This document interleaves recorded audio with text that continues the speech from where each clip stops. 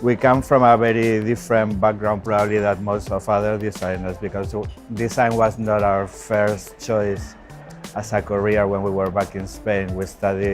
I studied sociology, Rosario studied economics, and then we moved to the UK, and then there we really got engaged with design and study a second time.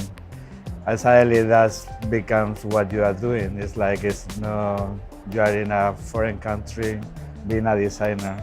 We understand industry, so we are also investigating design on what are the possibilities of other industries now.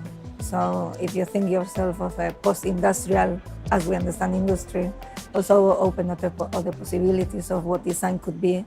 And our definition became like design is the process by which we materialize ideas. And when you consider it in this context, design is absolutely everything. And we all know that design, we are surrounded by design and we are mediated by design. But one thing is to kind of intellectually engage with it, and then it's the moment when suddenly you cannot avoid understanding the world in that sense.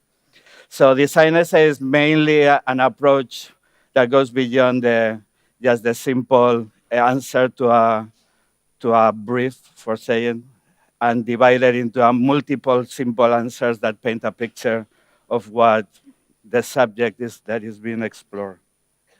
I mean, our creative process is very much about discussion, and through, I think, both in El Ultimo Grito and in Point and in our other kind of parallel venture, is been the way that we develop. Is the conversation, the analysis of what we're looking at, how you bring all this reference from different sources, from philosophy to popular culture, cinema,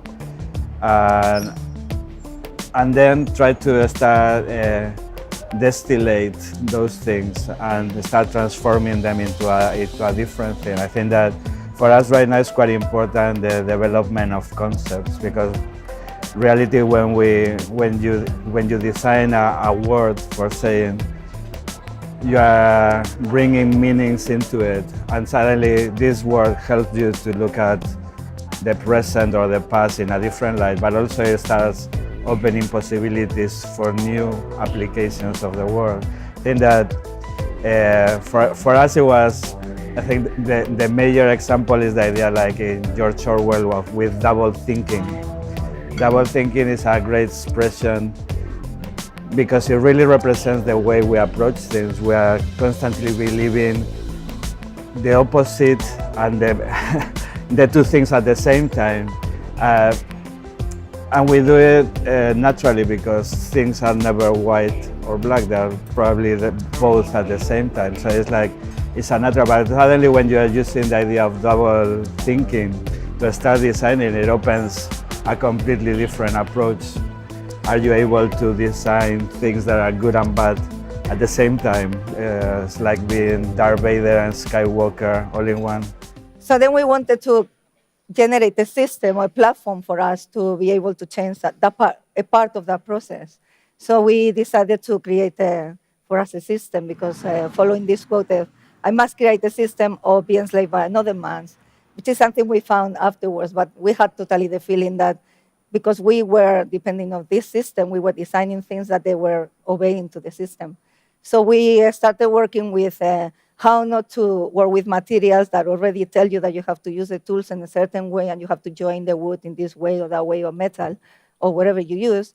So we started using packing materials and to do constructions really just very physical, with not only hands but the body, and make them in public spaces and just go there, bring materials and start building something as a response to the space, and collaborating with people who will help us because they're quite epic. I think we've been part of making it the evolution, but also I think when we studied, it was not like this, and we were never challenged that way. And I think that's very interesting when you become a tutor, because we were always practicing at the same time. All the questioning and all the interrogation we did with our work, we brought to the university straight away. It's not we never taught the students what we were doing.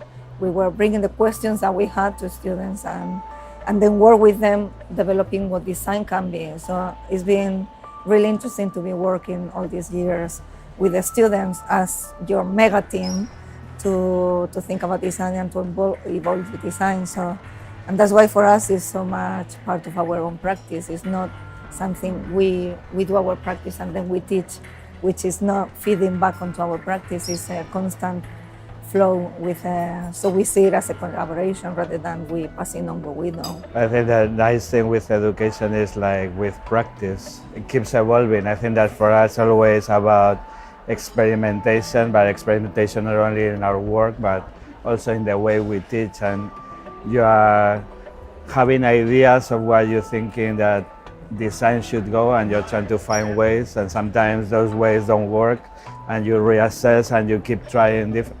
And that's part of the nature of teaching from our side. I think that you, in reality, you want to. I think now it's a tendency of trying to make good students, that they work for industry. We prefer to make, I don't know, not so good students, but that they are a bit more questioning what are they doing, or I don't want the students to be satisfied with just feeding the system. It's just question the system and find new opportunities in the reinvention of the system.